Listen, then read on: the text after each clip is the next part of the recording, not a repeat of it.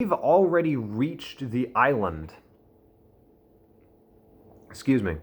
Uh, we've already reached the island. Like, we've already gotten there. Like, it's odd the language he uses because it's like it shows just how determined he was that literally, in his mind, he's like, we're already there. Like, we're so close. Like, let's not ruin this now. And I'm going to get there, even if I have to, like, swim there. Like, I am going to get there. So it's just interesting. Anyway, they get there. He was right, well, more or less. Uh, and so the Indians are like, praise to God. And unlike the Adam ruins everything video, which is, anyway, where I think it like shows him like he gets down on the beach and he's like, oh, they're gross. They have lice and things. Like, no, not at all. Columbus was like, oh, these guys are great. They're not shooting at us or anything. And, he's like, cool. And, they're super friendly. Like, he never like says anything bad about the Indians. The most he does is he's a little bit condescending to them, which he's a pre-globalization European. Like, give him a break. They don't wear any clothes, and also they were just letting themselves get beaten up by the Caribs, which I'll get into their antics in a minute. But he's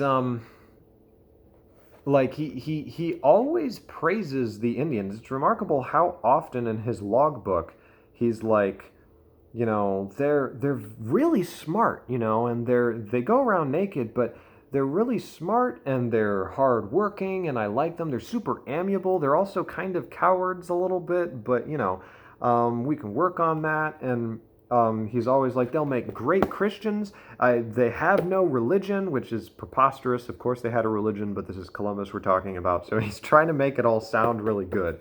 He does have like a salesman attitude. He never, as far as we know, he doesn't.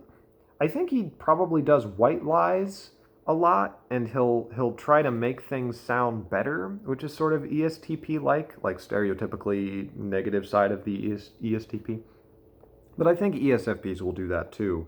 One of the things he's always trying to play up is the fact that we know there's gold here, like, because he's got to recoup the cost of his voyages, which is why I think his focus on gold. Yes, it's him because he wanted money because he's a poor sailor man, but also he needed to recoup the cost for the voyage so that he could do this again, because he knew one voyage wasn't enough. He wanted to start establishing colonies and sort of become this main trade magnet person. And I think also he had promised the Spanish sovereigns, even though Oviedo explicitly denies it and shunts all of the claims of greed onto Columbus, which I do not trust him in that. But I think the king and queen of Spain likely were like, yeah, we'll do this as long as this is profitable. And so that's a part of why he's like very concerned about making sure they get gold. And that's interesting because the Arawaks, a lot of them would have like small little gold jewelry, which Columbus saw, and he's like, perfect. They wear the stuff, meaning there's got to be gold somewhere. Excuse me. And I've got to get the gold in order to make this work. But he didn't like. I feel like the way he's portrayed, people would expect him to just like run in with guns blazing, just like shooting Arawaks and ripping the gold out. No, he wanted to trade for it. Like, and here's the thing. So when they first arrive and the Arawaks are all lining up on the beach to see him, and like some of them like leap into the water and swim out to him, and we learn later that this is basically because they were desperate for somebody to save them from the Caribs, who, I'll just explain this now. We learn mostly on the second voyage, which, if the first voyage was a classic adventure tale, the second voyage was like a horror suspense story. It's fascinating. Sometime I'll have to just make a video where I like dramatize the voyages, because they're just fantastic adventures. With these three-dimensional characters like in the first voyage, like he mostly is with the Arawaks, and he like meets the king, like one of the major king people of the Arawaks, who he gets along really well with, even though I don't think they could understand each other very well. But like Columbus, like, here, have tea with me, and he's like, come eat crumpets. And Columbus was always like delighted by the Indians. I think he just liked how forthright they were. The Indians were weird because when they saw the people, they just like would give like sailors and Columbus, they'd just be like, give them everything, like give them everything we have. Like they didn't have any conception of like trade or like capitalism at all, so they're just like, and this was demonstrated because they start to realize, oh wait, they're stealing stuff from us too, like without our permission. Like they'll just take things and then leap into the water and swim away. And Columbus is like, wait, stop that. We need that. We just crossed 2 months. We're out of food. We're almost out of food. And at one point, one of there were points where the sailors, who were often very unscrupulous, and were a cause for a lot of the problems that are shunted onto Columbus, especially concerning the women. They were like often being like, well, this is great. We don't have to, like, we can just give them buttons and trinkets and worthless junk, and they'll give us like pounds of like thread and yarn and stuff, like for like a button, because they're not thinking. And Columbus actually says, I don't have the time to try to find precisely where it is, and it's a little, as typical with Columbus, it's kind of hard to tell exactly what he's getting at, because he says, I've explicitly told them, don't do this. Do not exploit the natives. And there's a number of reasons for this. One is that Columbus is like, we need to have good relations with the natives. Yeah, we can take them. We could enslave the whole island, which is one of the one of the things he said that is not good. Where that's part of the condescension, but I think it's also partly just his exuberance. Like he's trying to explain and make the point that like we could take the entire island and hold it with like just 40 guys with their guns, like against this entire island. They have no iron, they have no weapons that can compete with our stuff. Like this isn't a problem.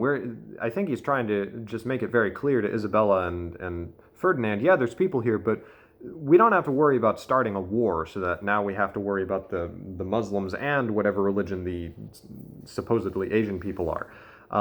That's no problem. We can like hold them. We could enslave them all if you want. Like, I mean, you're the boss, I guess. So it's, certainly not good by our standards. And Las is interesting because Las, who is a big defender of the Indians, is also a defender of Columbus. And I'm actually going to read that part. In his History of the Indies, Book 1, Chapter 41, he comments, I have no doubt that if the admiral had believed that such dreadful results would follow, and had known as much about the primary and secondary effects of natural and divine law as he knew about cosmography and other human learning. Everybody emphasizes his learning, and J.M. Cohen keeps denying it, and I don't know what's going on there. I think Columbus kind of had a Ken Wilber sort of sense to him, where it's like he just knows and can quote all these different sources, but like there's this sort of new agey element of not a lot of critical thinking that kind of led him to be like, yeah, we can totally. You get that, I think, sometimes with ESFPs and INTJs even, where it's like they're so excited to. It's like, yeah, I can totally do this. I'll build a space elevator. That's obviously my joke from the videos, but I think there's a kernel of truth there. But anyway, Las Casas says, if he'd known more about the effects of divine and natural law, I'm not quite sure what he means by that, but he would have never introduced or initiated a practice which was to lead to such terrible harm. For no one can deny that he was a good and Christian man, but God's judgments are most secret, and no man can or should attempt to discover them.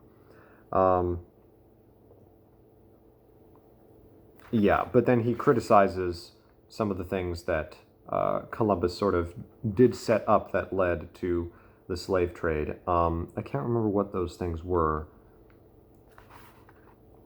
Oh no, it was his statement about offering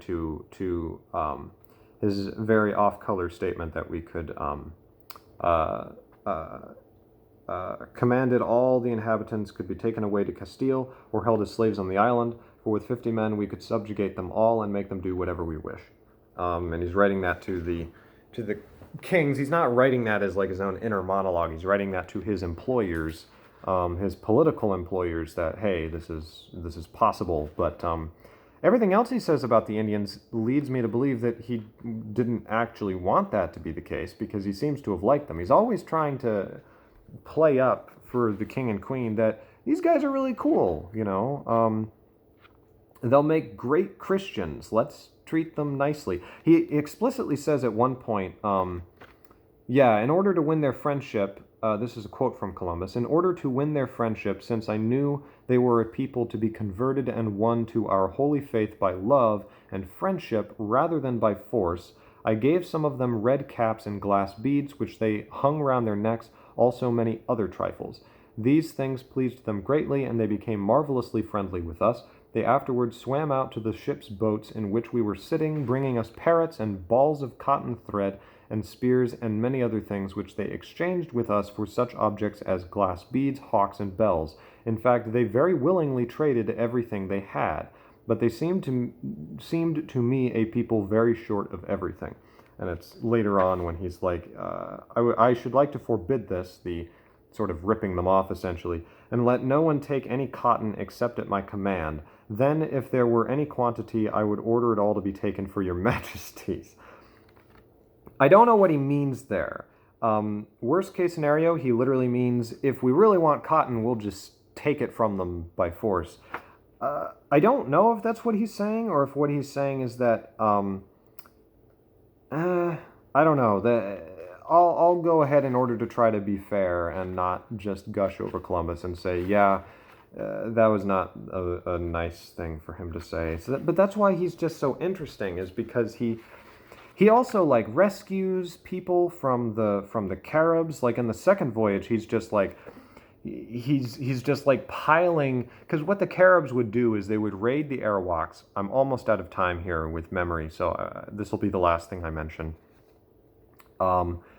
In my very broken up video about Columbus, but the Caribs on these islands would raid the villages, take their food, steal their women to be their sex slaves, and then kidnap their young men, castrate them, and keep them like on chains and fatten them up and then eat them. So that's what the Caribs would do.